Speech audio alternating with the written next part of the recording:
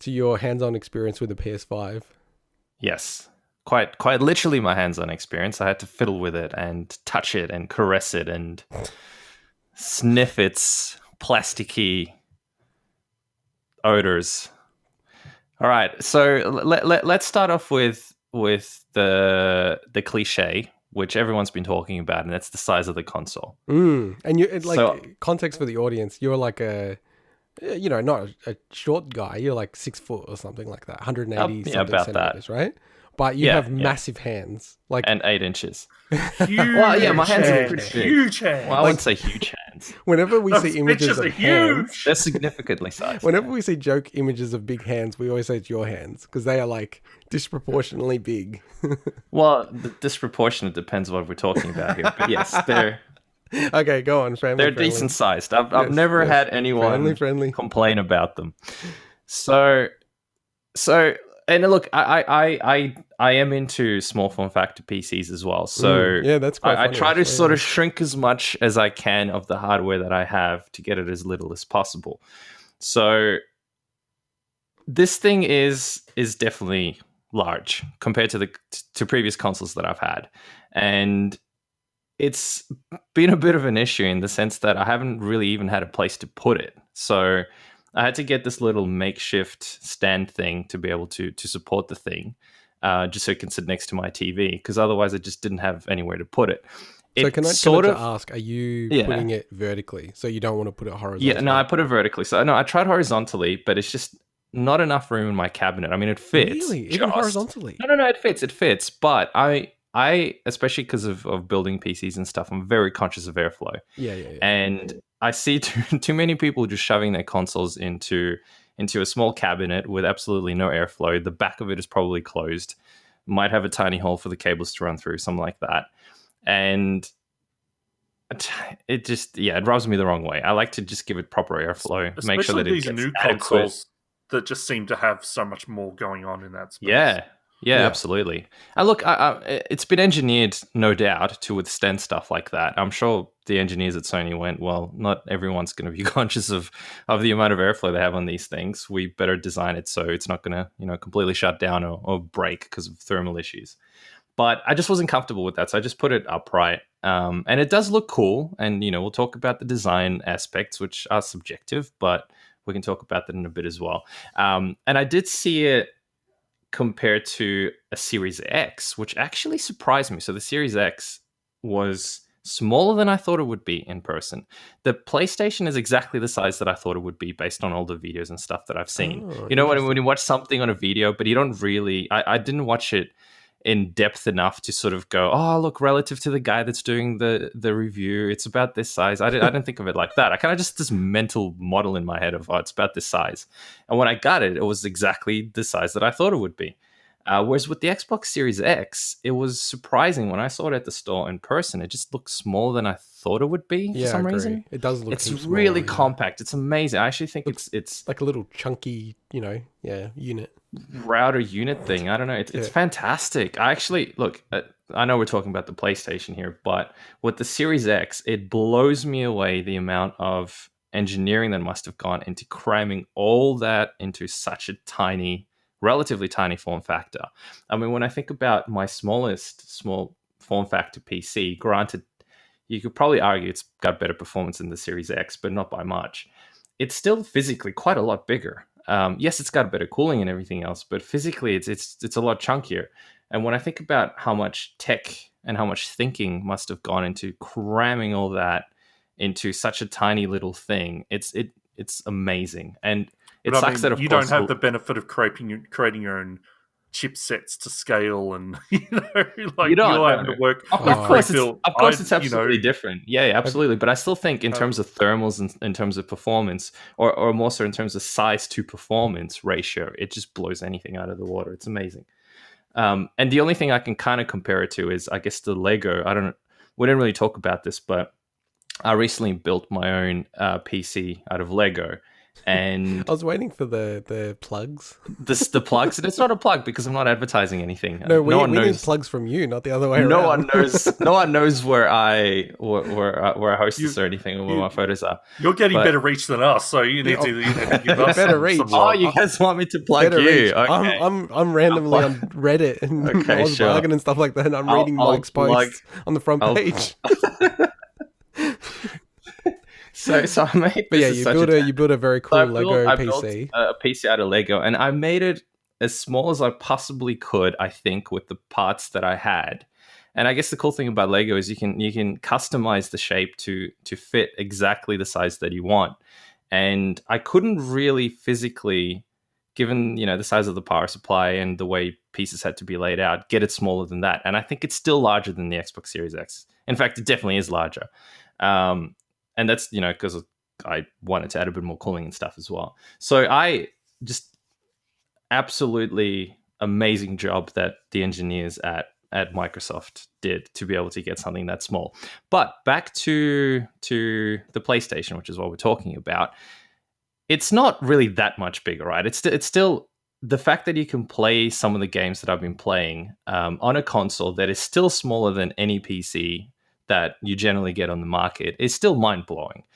All the tech that's still crammed into that is just fantastic. So I'm not trying to say that Microsoft did a much better job, which in a way they did, because I guess they got a much smaller console with roughly the same performance. But the engineers at Sony also did a fantastic job with the actual unit itself. So that's the size. Little bit big, but it's not really the end of the world. I think what's probably more important, though, to discuss, which might affect some people as well, is the design. I personally like the design. I still prefer the minimalistic sort of design that the Xbox Series X has, and that's probably because I'm getting old and I just like things to be a bit more simple. But the fact that the PlayStation has that, and Swinny, you would probably love this in a way. It's got that sort of Mass Effect-y aesthetics. That's sci-fi-ish, clean. I think it looks cool. I just don't know if I have to see one in person to see if I think the coolness outweighs, it's the functionality, as you said, in terms of I can put it this way and things like that. From a look, my favorite looking console is still the Xbox One X, no joke. It's fantastic. Although the SNES is I'm the same. It's crazy. Like you look at it and it's just like it's just simple. It's just a black monolith. Simple, but it's kind of like Anyway, that's a separate thing. But I'm like literally going, what am I like missing with this? This is just like a VCR, man. Like I didn't think that It's until I actually had got one in my hands in person when I first got it. Because I was the same. Design. No, it's just something about it is just so well made. But anyway, with the PS5, it definitely has that Mass Effect-y look to it, which is cool. I do like. I think it's actually cool. Yeah, absolutely. It doesn't really fit with anything that I currently have in my place, but then I'm renting, and compared to my previous place where I actually renovated the whole thing and I did everything exactly what I wanted to, down to the exact shade of gray on the wall. With this place, it's like whatever. I don't really care. It's just the practicality of it. So I definitely have a different mindset now, where design maybe isn't as important from an aesthetics perspective. It becomes more important from, where do I fit this thing? And is it too big? And is the design a little too, I wouldn't say, it's not so much that it's bulky, it's that it's just got, none of the lines are straight on it. So when you get something like the Series X, or you get something like the Xbox One, and I guess to some extent even the previous gen PlayStations, you take it out of the box and you can kind of just put it somewhere and it's fine. You don't even have to put a stand. You don't have to really muck around with any of that stuff. I guess you probably do need to put a stand if you wanted the Xbox One to sit vertically. But with this, it's just every line is smooth and rounded, and you need that specially designed, which I didn't quite see the details of it, but you can see a lot of engineering just went into designing just that stand.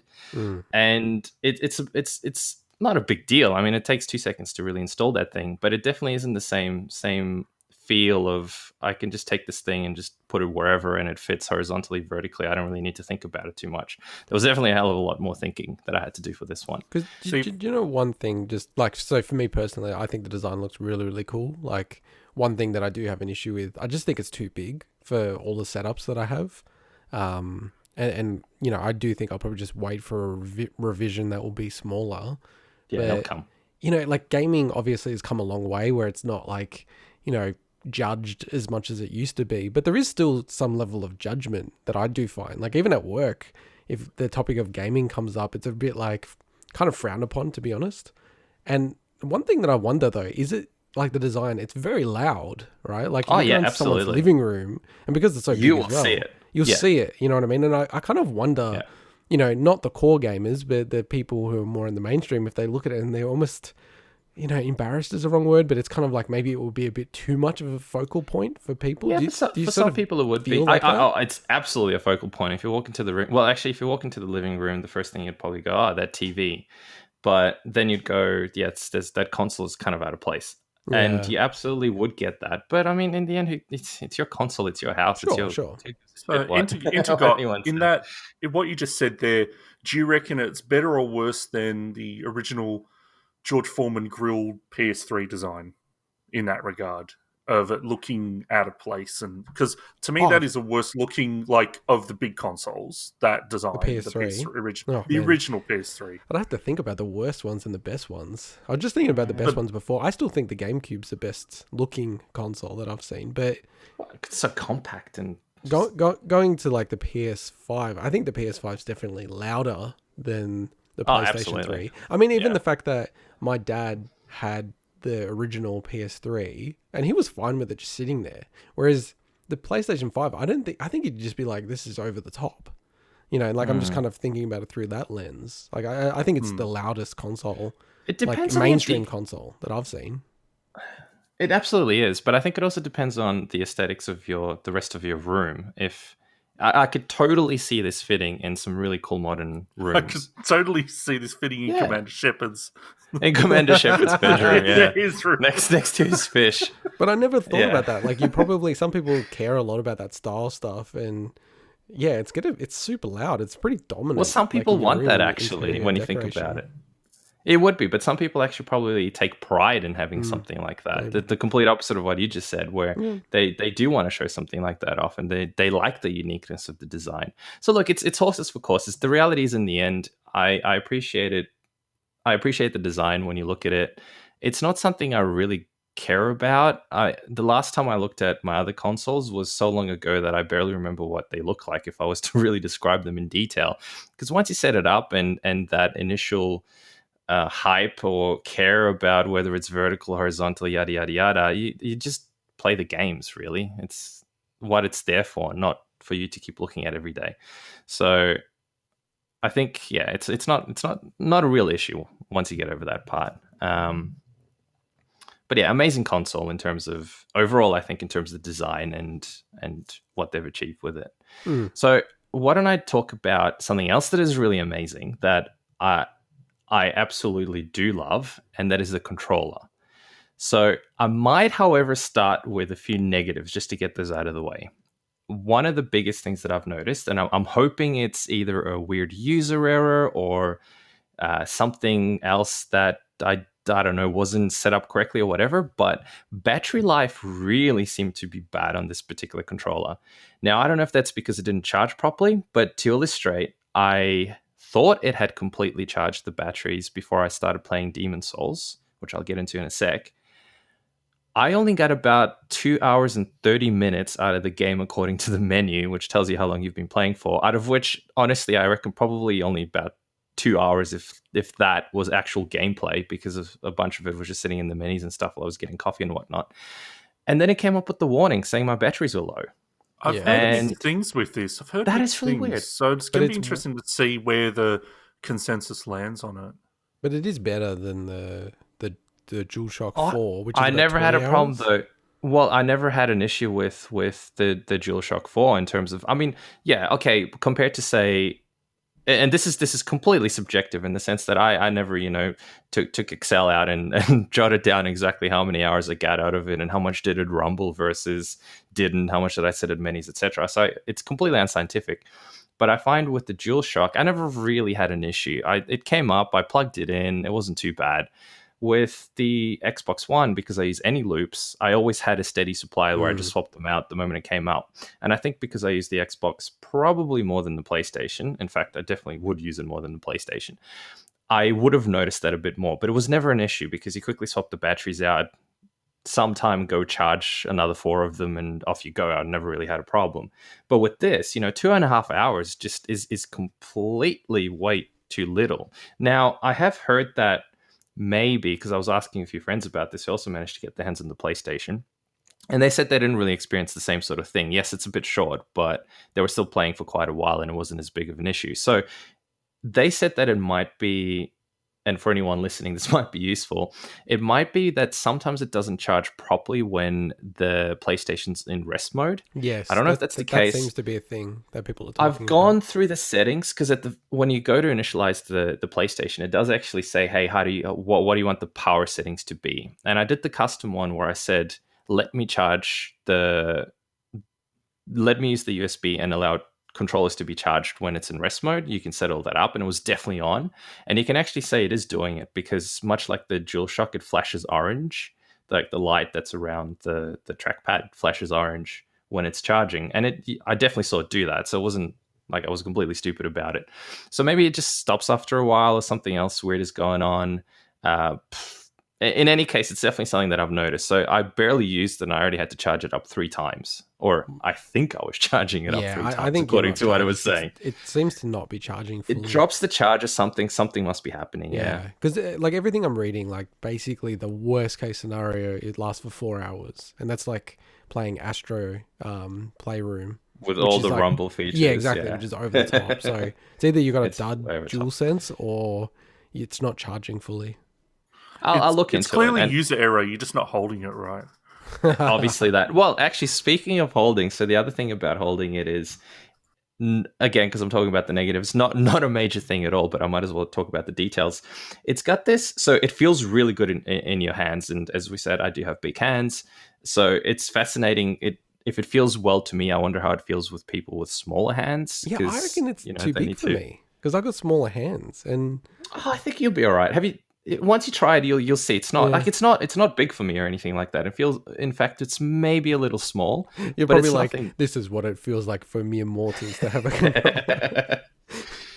No, it feels good in that sense. The slight thing that is ever so slightly uncomfortable, but again, I'll get used to it. It's not a big deal. Is where the cutout. It's sort of got like a bit of it's hard to explain where your pinky sit.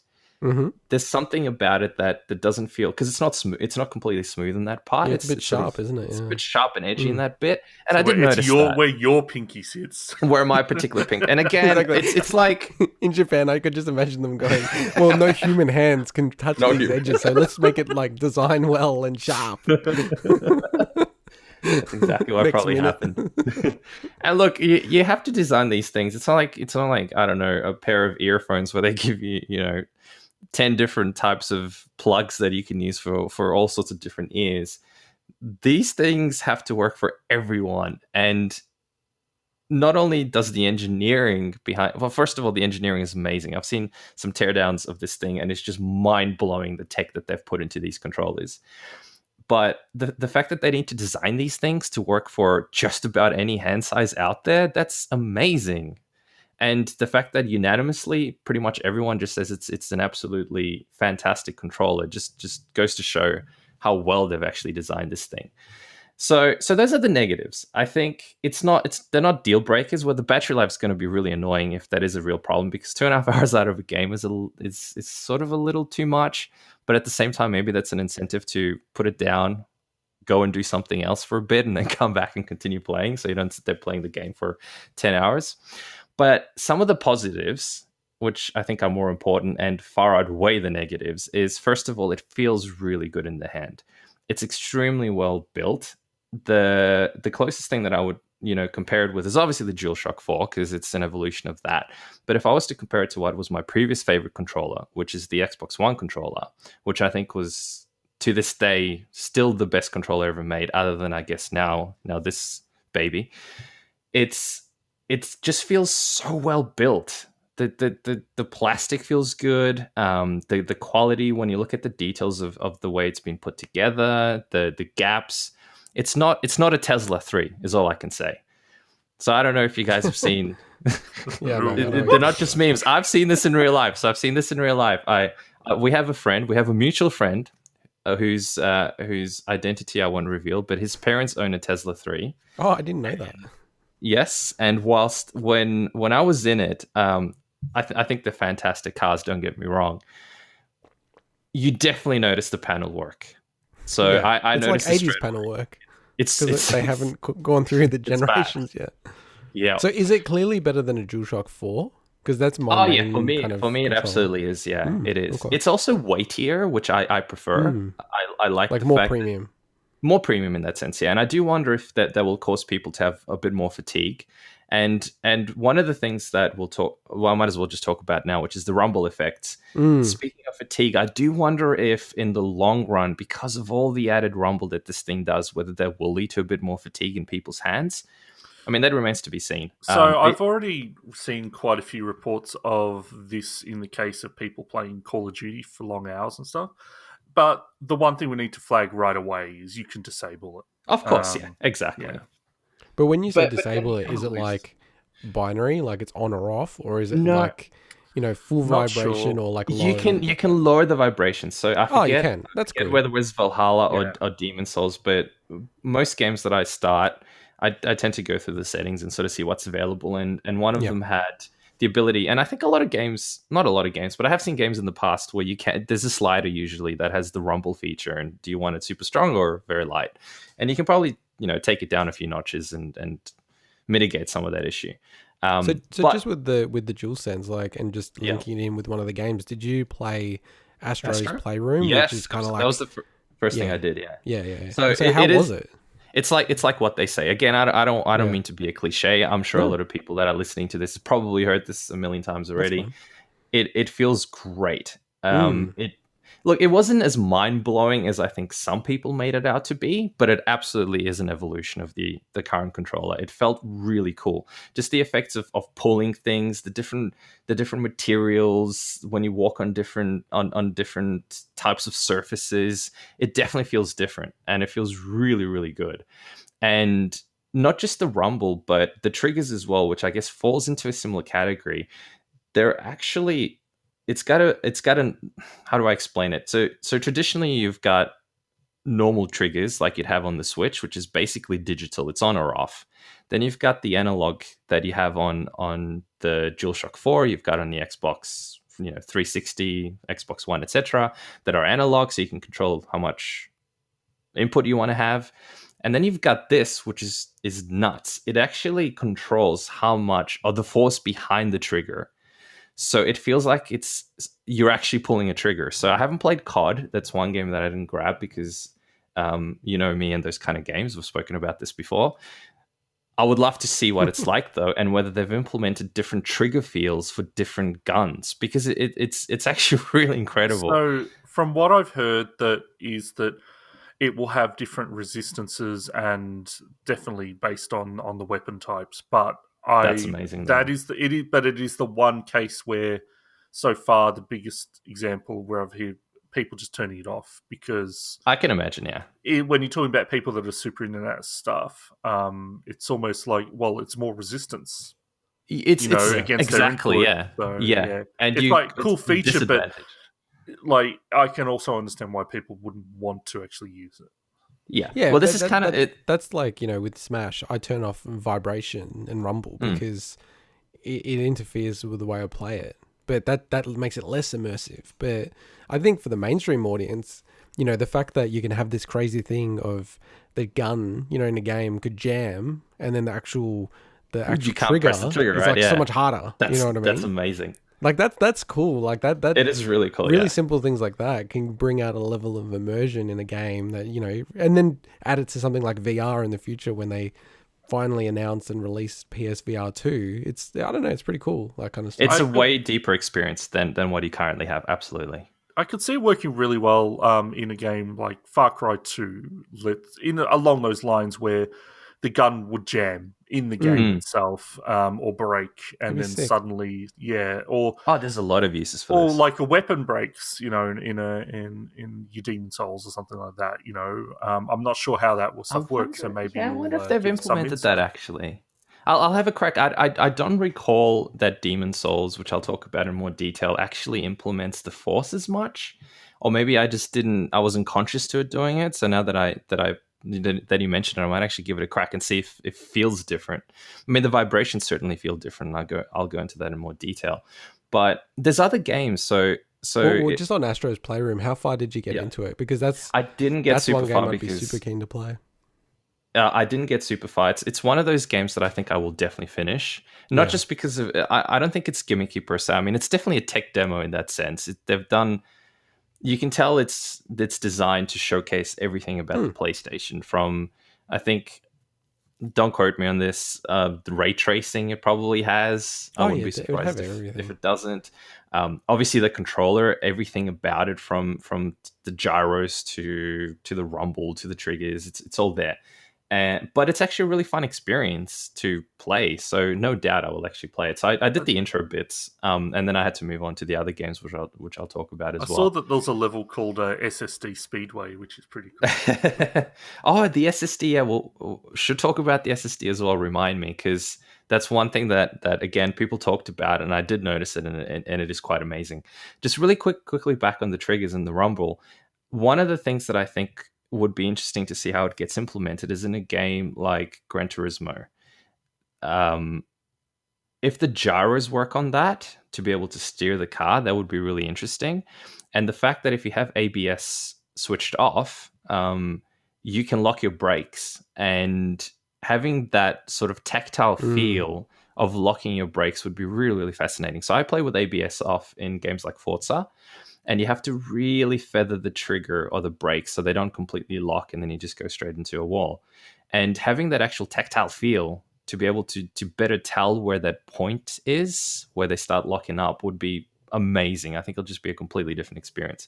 So I'm really keen on it. It's such a cool point. And I know you're a huge racing, more sim kind of style fan. I like both. Well, yeah. But you're very good at the sim stuff. You turn everything off and you still smash us. But you're right. Imagine, that is really cool. Even the clutch and stuff like that. Yeah. They could actually implement it in a really different way that you haven't seen in gaming before. So it's just really, really interesting. Yeah. I don't know about you guys, but I feel like ultimately it still will come back to first party games will probably take advantage of a lot of these features. And then third party, I think they're all just going to go, look, unless it's really easy to do, it's just all too much to do something that's too different to the other platforms. That's a good point. Well, I'm hoping the APIs and the support that they provide should be good to the extent that it shouldn't be too hard to implement this stuff. So what other games did you play on it? So well, good segue. So I don't know how to break this down, but I can probably break it down into 4 types of games that I played, and then I can go into the details of each. How many games did you get on this thing? Well, I'll tell you why I got multiple games. I'll explain that in a sec. But the 4 types are as follows. So I got Valhalla on PS4, wanting to see what it's like to get the free PS5 upgrade, and also because it was $10 cheaper. So basically, you get a PS4 copy, and in the case of that, I think Legion also has it. Far Cry 6 is going to have it. You can just use a PS4 copy and you automatically get upgraded to the PS5 version of it. And if you want to save some money, that's probably a good way of doing it. Maybe some resale value because there's more PS4 owners, so maybe there's a bigger market for it. Plus, PS5 games are still relatively expensive in most cases, although in the case of Valhalla, it was only $10 more, so it wasn't a huge deal. And I did manage to pick it up for 61 koala bucks, which that's Valhalla, which is nice. Fairly cheap when you think about it for what is technically a next-gen game, given the free upgrade. compared to Demon Souls, which was $109, and I just went, screw it, I need to play this game. I paid that, no problem. And that was like 109. Dude, that was and the that's cheapest cheap. price. That's the cheapest price you can get. price Oh you my have. God. Yeah. Like normal, They're it's like 120. They're Yeah. 125, I think. 125 RRP. Yeah, at EB Games. I just price matched it with. This really is the next generation, isn't it? Well, but again, it's they're well, I wouldn't say they're the they're not so much the exceptions, because there's other games at that price, but a lot of the bigger titles were cheaper than that. Well, so, I think one thing though, I think what is happening in Australia, and this is more the Australian context, US, pretty much all these big games are going up by $10. So they're going from $60 to $70. Whereas here, because our currency has moved and fluctuated versus when the PS4 and Xbox One came out, I think they're using this as a bit of a hard reset on pricing in Australia for these big titles. Absolutely have, yeah. Well, we've been lucky in the past. There's so many games that were coming out at release for $69, which is like, what, 40 something US? You got Valhalla for 61 koala 61 bucks, as you said. That's 45 US dollars. Yeah. People in the States, if they hear that, like, I know, right? A AAA title for 45, they're like, what the hell? I mean, granted, it was a slight loophole, and JB had that deal on, and there was an upgrade and everything. But still, you're playing a next gen game for 45 US dollars. It's a rude awakening, man. Pretty it's good. like, it's another thing that just makes me nervous about next gen. It's like, I feel like the games are going to be pretty much standard $90 Australian. Oh, absolutely. I think they will be. Which at is least probably cheaper than the States, amazingly. Kind of is, but I think and we are paying an extra koala tax as well, because an extra $10 US is not an extra $25 in Australia. Maybe an extra not even $20, right? Given the exchange rate, they've really added all that extra to this that it's just a little too much, I think, even when you take GST into account and all that. Yeah, it's a shock. I don't know whether that's going to impact sales. Yeah, we'll see how all of that pans out. I mean, there's not enough games at the moment to see the big impact anyway, and there's not enough people who have a PlayStation 5. Do we know what the Sackboy? Like, I'm just thinking another first party title that's not Astro, which is a pack-in, or Miles Morales, which I think was already priced slightly lower. Yeah, that's lower as well. Sackboy was priced lower in the States as well. Okay. Yeah. So Demon Souls is kind of the exception to everything, isn't it? At the moment, I feel like that's the exception. No. So just on that, they've said that's going to be the standard price for their big games, like the God of Wars and things like that. Yeah. And then they're going to look at it title by title. So things that are maybe a lot easier to get up and running, they're going to price a little bit lower.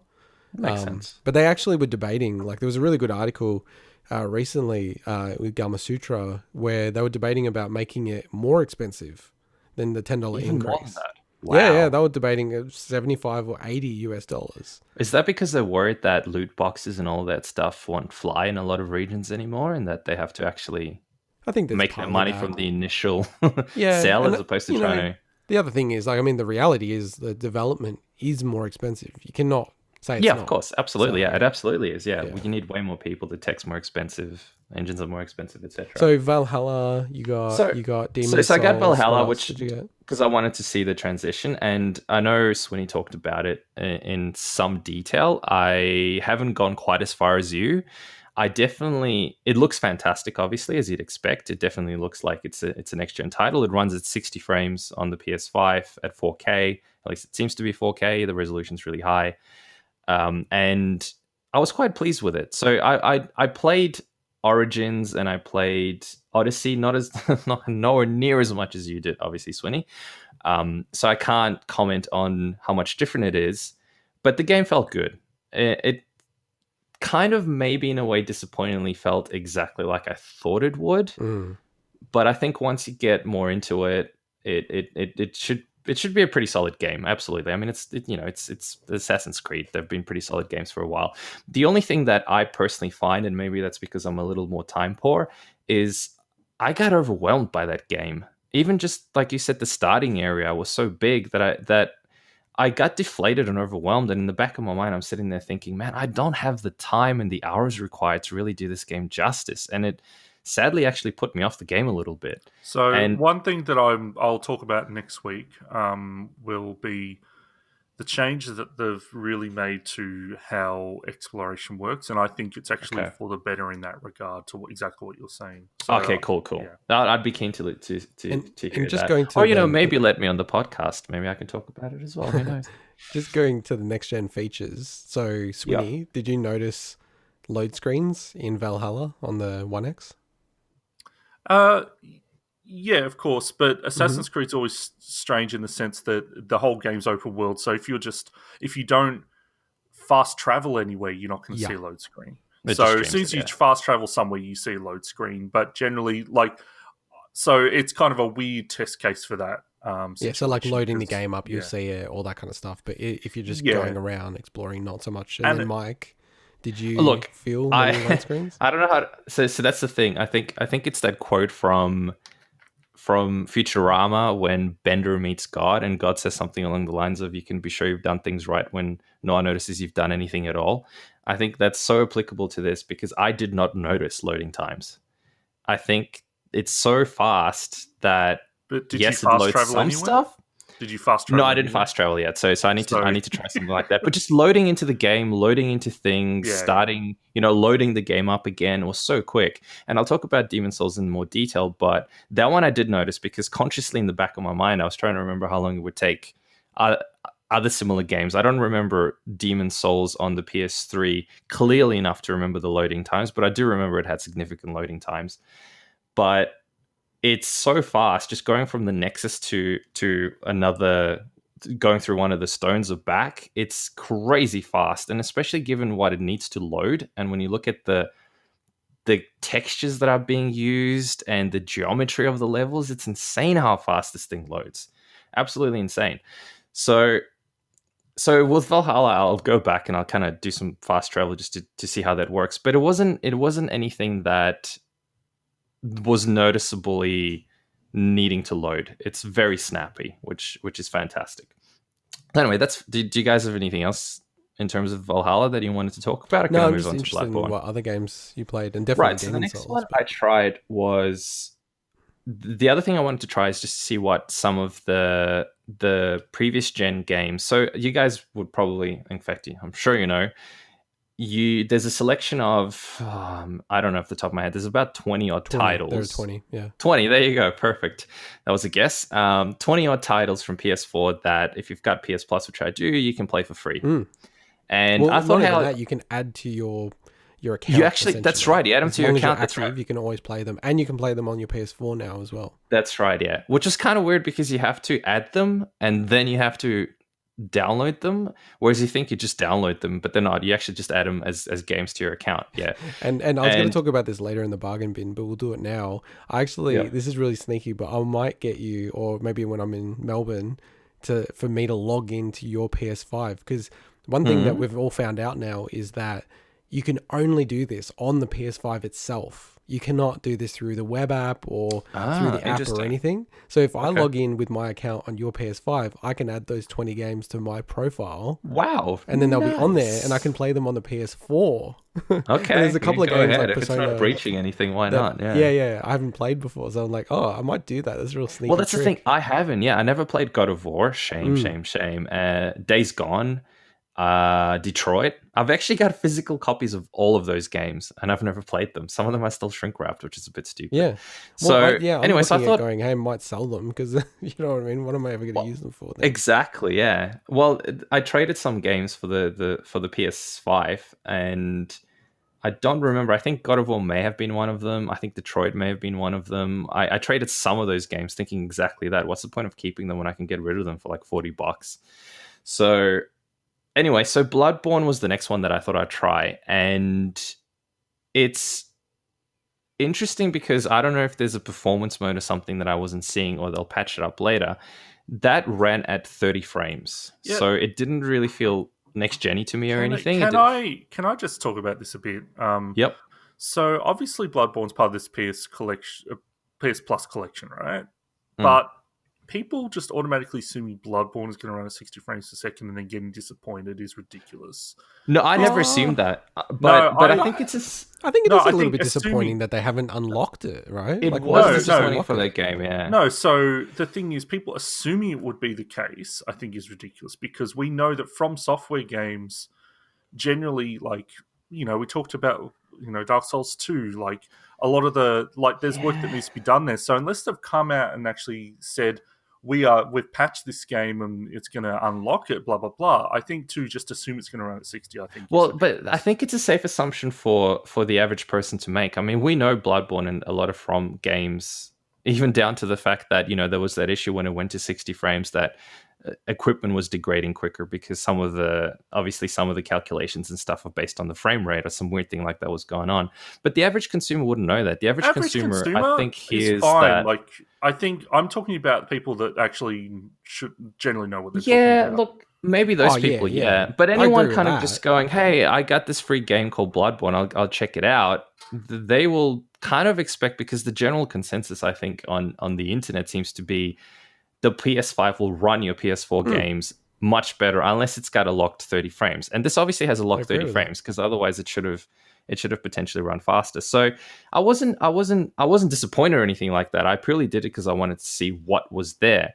And again, maybe there's an option that I didn't see, but somehow I doubt that. I think it's just they haven't patched that up yet. And I wouldn't be surprised if they do bother patching that.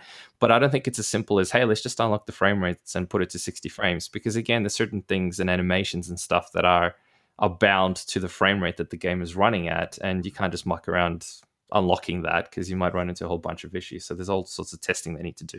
But it would definitely be something that I would love to revisit at 60 frames, only because whilst I'd love to go back through Bloodborne again, I don't have that incentive when there's all these other games. But if it ran at 60, oh boy, you know, that could be a really interesting experience, just seeing what it's like when it's a lot more fluid. Now, that brings me to the next game, which was God of War, that I thought I'd also test.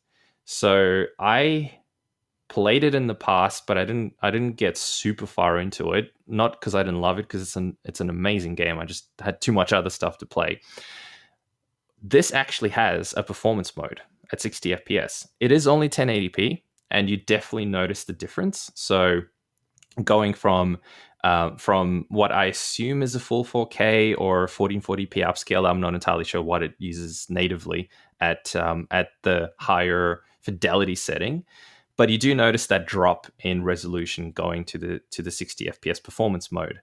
However, it more than makes up for how fluid the game becomes. Do we know if that performance mode is new to it being playable on PS5, or if it's just PS Pro's options that were there for that? That's a very good point. With this particular one, I don't know. Okay. I remember seeing some video about it, but I don't remember exactly what the details were, whether it's something that you're right or was already on the Pro. I have a feeling it might not have been, and pardon to anyone listening that is now jumping up and down screaming, you're an idiot, you haven't looked into this. It might have it, but I feel like it might not have had that solid 60 FPS. But I don't know. I'd love to actually look it up after this. But to me personally, the option was PS4 Pro. It's because of the Pro that had 60? that they had it, yeah. And it's really cool. Like a lot of these things, I think it's more dependent on, did they have an uncapped frame rate version of that mode? So any game that had like an uncapped frame rate mode will just run in backwards compatibility, and then it will just amp it up. Cap at 60, yeah. Whereas like what Swinny was saying earlier, some of the games they tested and they're like, yep, sweet, we can have a solid 30 FPS, let's just do that, and not even allow it to be uncapped. So it's a lot of work to uncap it. I mean, I get people who are annoyed, but it's not free. It will cost them a lot of money to go play test it, do all that kind of stuff. Oh, of course it would. Yeah, absolutely. Yeah. And that's like, again, I think going back to the equipment degradation thing, and I don't know if that's exactly what caused it, but it might be related to something like the frame rate. The fact that some weird little glitch like that can happen as a result of going between 30 and 60 is fascinating. There's all these other things that could happen as a result. But personally, I and you know, if you look at someone like Digital Foundry, I think they echo thoughts like this as well. 60 FPS at a lower res still feels better than 30 FPS at whatever res you want to give me. And that's purely because the ghosting and the blur you get at 30 FPS, at least on my TV, and I'd imagine it happens on a lot of other TVs, is far worse than going slightly lower resolution, but it runs smoothly at 60. So that's a beautiful segue, because I wanted to ask you both, and then, loop back, I guess, where I land on it. But, I guess there's 3 modes or 3 divides, where one is, are you the kind of person that always goes to performance mode? So it's like always maxing out the frame rate or maxing out the look and feel, or is it depending on the game? So where do you land on that, Mike? So I can't think of specific cases to say, does it depend on the game? All I know is, given the choice, by far more often than not, from memory, I would always go performance. Always. Yeah, so you'd rather like 1080p. Oh yeah, absolutely. 60 FPS. Than even 4K on my 4K TV. So I guess it also depends. Do you have a 4K TV or not? If you don't have a 4K TV, then it's a no-brainer. Just go performance mode in most cases. And if you don't know that there's that higher resolution that's got higher fidelity at the 30, and you're not, if you're ignorant to that, then you're always going to enjoy 60 FPS more in that sense. But going between them, yes, you do notice that there's certain graphical things that have to be reduced from that to performance mode.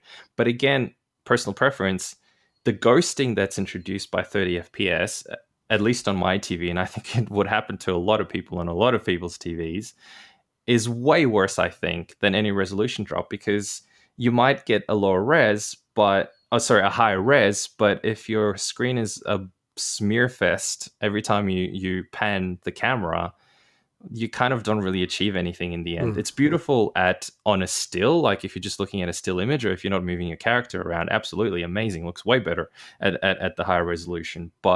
And it probably has added effects that they've had to tone down and turn off or reduce on performance mode, but it doesn't make up for it, unfortunately, because most games there's movement, and with movement it's just so much more jarring. And again, I realized that, if you asked me this question maybe 5-10 years ago, 30 FPS perfectly fine. Yes, I appreciated 60 FPS, but a lot of games were running at 30, and my brain just adjusts to that, and I put up with whatever things my TV couldn't handle. But now that you can consistently get 60 FPS on a lot of games, and especially if you play on PC and you get minimum 60 on a lot of stuff, it's hard for your brain, now that it's been so privileged this entire time, to go back to 30 and enjoy that experience. It's just jarring. It's really, really annoying and crap.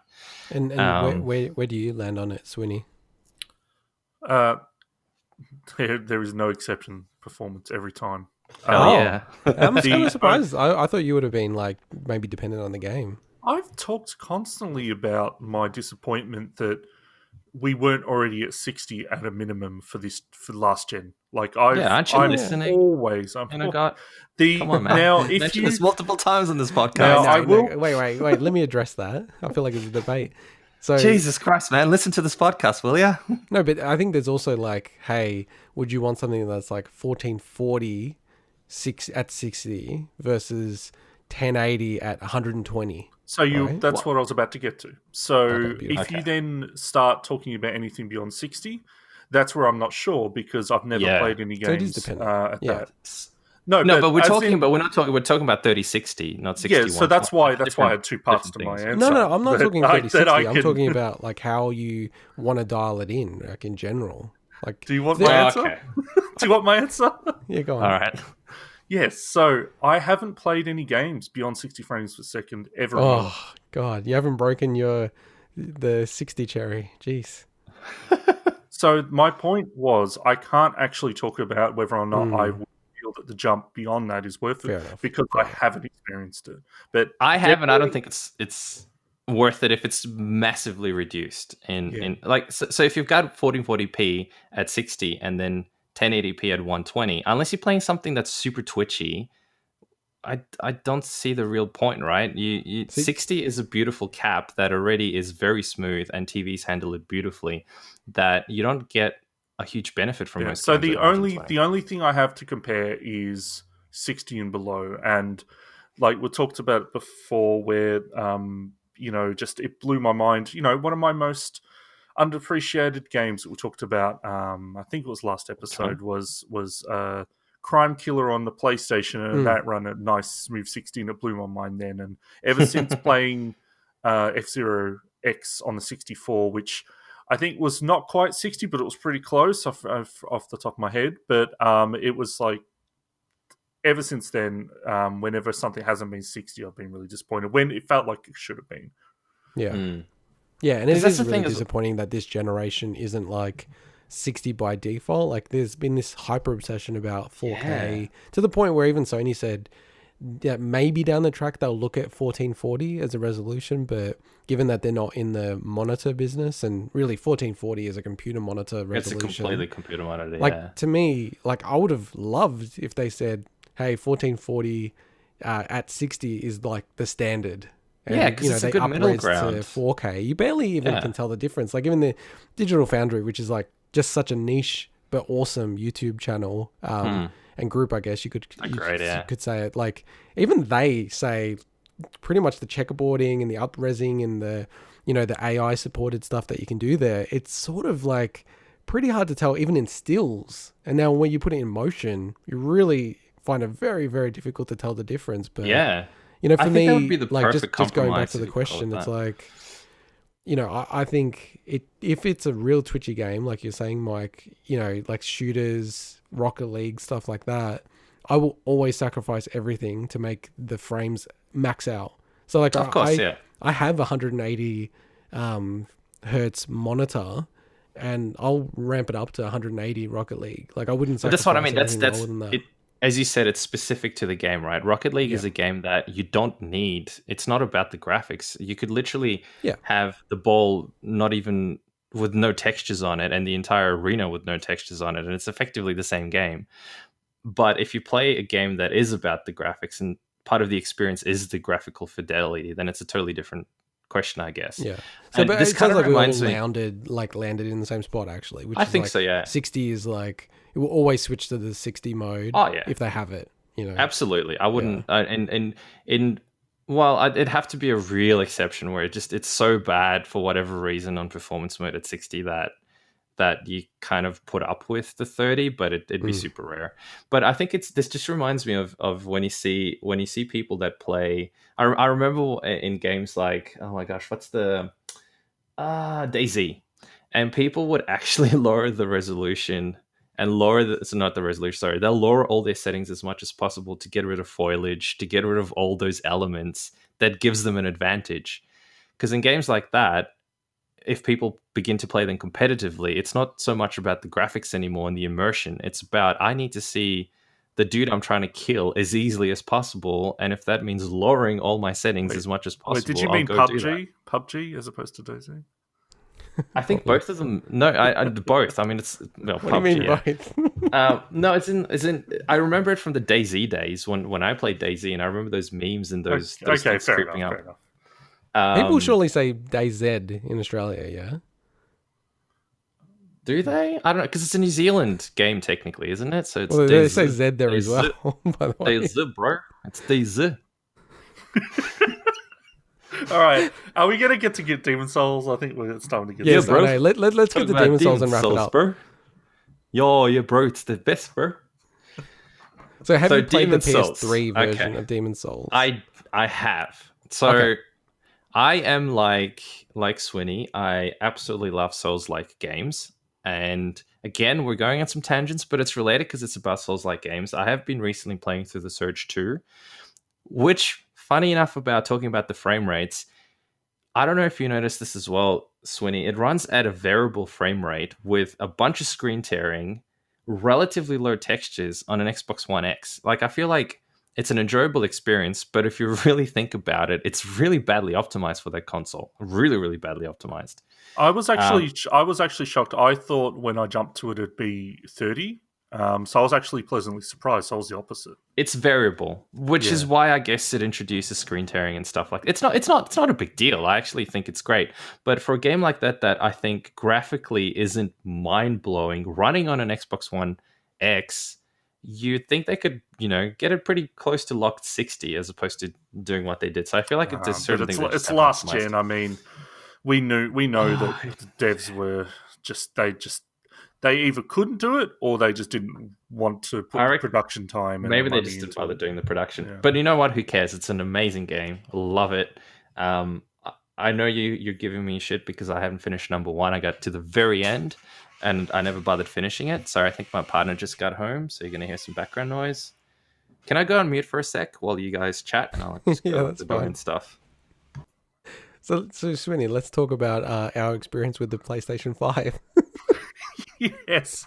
Actually, can I talk about one thing? So I went to my little source at EB Games, and they were able to confirm how many units were sold in the store of the PlayStation 5 and the Xbox Series X, which I don't think they're meant to speak about, but they did anyway. Do you want to make any guesses? So this is at a store that's like, it's not the biggest store, but it's not like one of the smaller ones either. So it's probably a middle run store, I'm guessing. Okay. So how many Xbox X's do you think were sold? We're just talking about how many were sold. I reckon they sold 120. Oh, friggin' hell. What am I doing? I forgot that I wrote it in the run sheet. Dumb. Yeah, and I reckon PlayStation's 200. Correct. Good guesses, guys. Thanks, so man. then I was like, okay, how many eBay games? Because I think it is an average one. Wait, what do you mean 200? Like where? They had 200 that they sold that week of PlayStation 5s at the EB Games store that I go to. Oh, the particular one that he went to. Okay, that makes sense. And I think it's like an average one. I don't think it's one of the bigger ones or the smaller ones. Okay. So then I looked at it. I'm like, okay, then there's like 300 stores in Australia. And then, what do you reckon? EB is probably getting, half the allocation of the PlayStation 5s in Australia? EB, you mean? EB. Sorry. No, I said EB, but... half... I don't know. I actually legit wouldn't know because you've got JB Hi-Fi, that's the biggest competitor, but then you have Big W, Target, Amazon. Harvey Norman, Amazon. So I don't think it's half. I think it'd probably be less. Okay. So let's just say it's a third. So that would result in ballpark like 180,000 PS5s being sold in Australia, which is pretty crazy. And then we're about 15th of the population of the States. So that would be like 2.7 million in the States. So this stats actually exist somewhere though? No, they're not really, because what they're announcing is like in relative frame of other things. So they'll go, the PlayStation 5 has sold 1 million within 18 hours. But it's like... Okay. Like, 18 hours, but like, how do you actually measure in terms of, are you saying pre-orders or... people actually... They're all pre-orders, dude, because I don't think people could grab it. So I don't know a single person that could grab any of the consoles if they didn't grab it within the first 10 minutes. No. People could order it on the day. Like for future shipments and stuff. Okay, no, even for like this weekend. Some people really? Yeah. How? Correct. Wow. It on I thought it was Thursday. completely sold out. No, it depends on the retailer. Cool. Some of them like held back some of their allocation. Oh, that's right, because some did hold back. I remember Harvey Norman and stuff had some extra stock, and I think Amazon did. Again, they went super quick. I don't even know how I got lucky with the PS5 because I had a message from my mate, and he's like, "Oh, I just pre-ordered my PS5." I'm like, "Holy smokes, it's on today!" And I feel like an ungrateful person now that I managed to get my hands on it. But trust me, I appreciate the fact that I did. That Demon Souls, how was it? Demon Souls. That game, okay. Oh my god, it is amazing. I know it's an overused word, but it's just wow. It's super cool. So back to where I was. Sorry, before I had to run off. I did play Demon Souls on PS3. Absolutely, I actually played it from memory. I think after I played Dark Souls. I don't know if it was Dark Souls 1 and 2. And afterwards, I went, I should really go back to my copy of Demon Souls and play that properly. Because the very first time I played it, I think I did what a lot of people probably did. And then as I started to play it, and then it was hard, and then I put it down, and I didn't get back to it.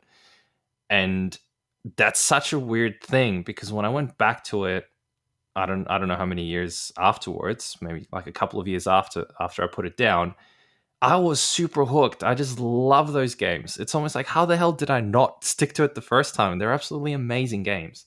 So I did play it. I did finish it on the PS3. And it's really fascinating playing the remake now because I played all of Boletaria, so the very first area that you go through, and obviously the tutorial before that. And I also started on another one of the worlds. And it's interesting that your brain still remembers the mental maps that were created from the original game.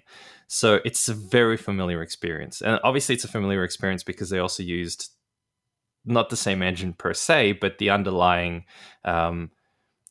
all the enemy placement, the map, the geography, the level design, the attacks, the animations that changed and stuff, but in terms of the timings and everything, that's remained exactly the same. So obviously that feels the same, but it's quite fascinating going back to it and going, I know exactly where this is. I remember the whole mental map of this particular level.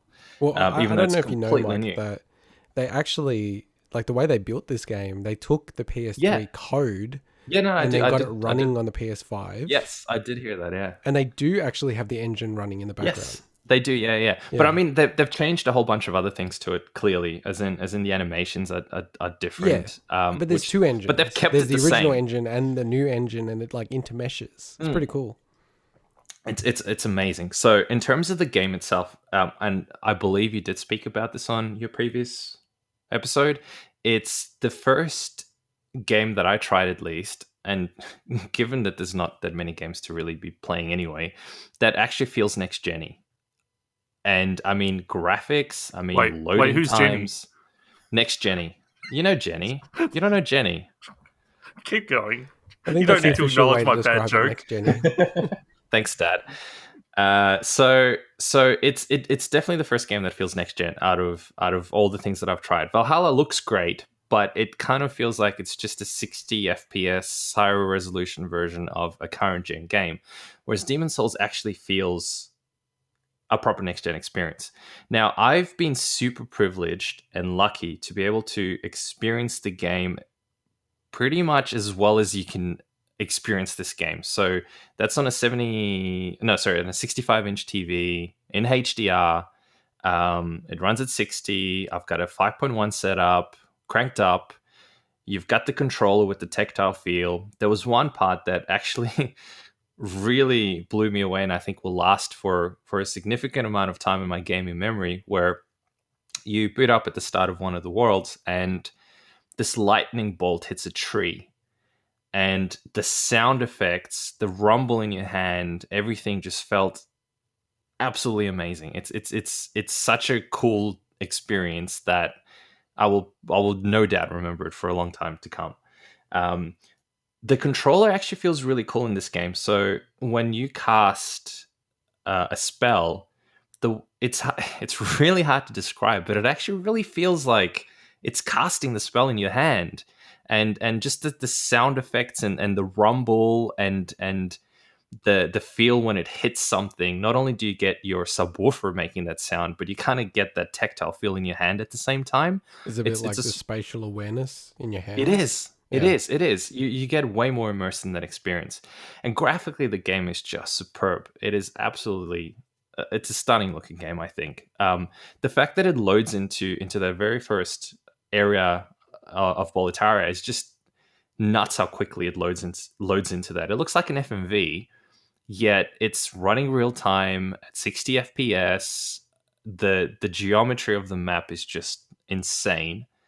And yeah, the experience, it's one of the coolest experiences I've had in recent memory. I was actually on the fence when it came to buying it. I knew it was going to be an amazing game, but yeah, well, that's why I was surprised when you actually got it, because I was sort of saying to you, I'm like, are you going to get that? Because that's pretty much the only game I look at and go, wow, that looks just, you know what? Looks next gen. I was kidding myself. I was kidding myself that I wasn't going to get it. Of course I was going to get it. Like, I'm umming and ahhing because I'm thinking, I've got all these other games, and not just games, there's all these other projects that I'm working on that I felt I didn't really have the time to commit to it. And I knew something like Demon Souls, the moment I got it, I would be so immersed into it. And I love those games that it's really hard for me to put them down and restrict myself. And that's probably one of the reasons why. It wasn't the $109. I mean, yes, it's expensive for a new game, and it was in the back of my mind, but don't buy a bunch of coffees, save money somewhere else. You can kind of justify the extra $40 you'd normally pay for that game, I guess. But I knew it was inevitable. A game like that, come on, it's like it's absolutely sick. Such a cool game. And it's actually, I bought the initial, if I remember correctly now, I bought the PS4 because of Bloodborne. So when Bloodborne came out, that was actually for me a selling point for the PS4, and I remember I got it pretty much just to play that game. I knew I was going to play other games because Sony always had better exclusives in my opinion, but it was really because of a game like that. So it was inevitable, I think, that I would get Demon's Souls, and I'm totally glad I did. It's a surreal experience. It's a really, really good game, and it's a shame, Swinny, that you can't experience it, if that makes sense. Especially if I assume it's going to be an exclusive because is it published by Sony? I didn't really see the credits properly. Exclusive. It is 100% an exclusive. I don't know if Halo is going to be an exclusive or Super Mario Odyssey too. The question is more, will it eventually get a PC port?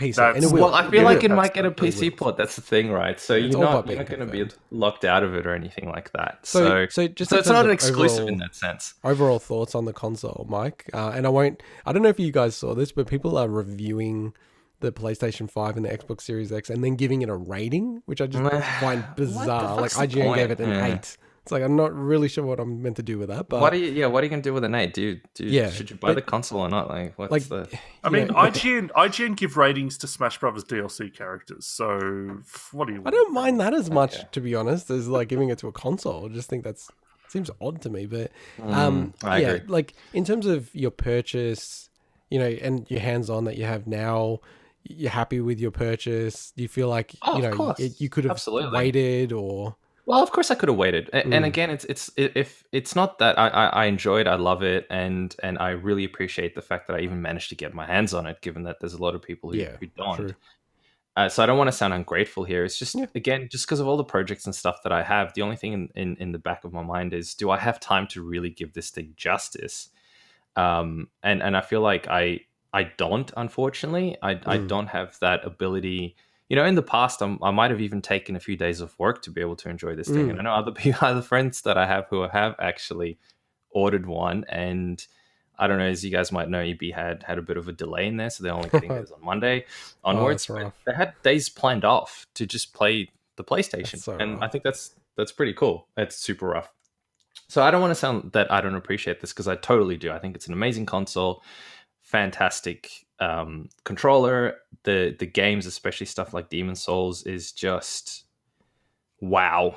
It's truly, it felt proper next gen. It felt like something I could only really achieve with a PC, obviously, but it's a game that isn't even available on PC. So the only way I can have this experience, and especially a game like Demon's Souls, I'm legit sitting here going, how could I not have thought about possibly buying this game? Are you serious? Like, for someone who loves these games so much and has played all the Souls games and a lot of the derivatives, including a bunch of games on the Switch, I own multiple copies of Dark Souls on multiple platforms. It's like, how could I even think about not getting this game? And I'm so glad I did. It's just perfect for the PS5.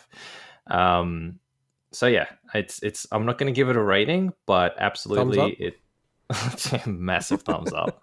Massive thumbs up. No, you sound very enthusiastic about it, and I mean, for me, it was actually cool. Like, it sounds so weird. It feels like I'm coveting, but just going around the shops like this week, it was a really cool vibe for me. And it sounds goofy, but just seeing people and they've got like their shopping bags and it's like a PS5 or an Xbox Series X. It's just cool. It kind of like brought a smile to my face naturally. I was just like, this is really cool, man. We're like in the new generation. People are and especially after the lockdown. Yeah. No, I mean, we're all stuck inside, and it's been, let's face it, society as a general has kind of hit a bit of a low point in many ways. And, you've got the US election that's kind of making people feel a bit negative. Obviously, you've got COVID, which has had a negative impact. So it's cool to get something like that gives people joy. And one other thing that I keep thinking about is you build a PC to be able to have some of those experiences, and that PC is going to cost you, $2,000 plus, $3,000 maybe. And yes, it can do certain things a hell of a lot better. But the fact that you can go out, and if you're lucky, you can get a PlayStation for $750. Holy moly, that's amazing. It's so cheap, relatively speaking. So well, and I mean, moving on to another story, and then also talking about value in gaming.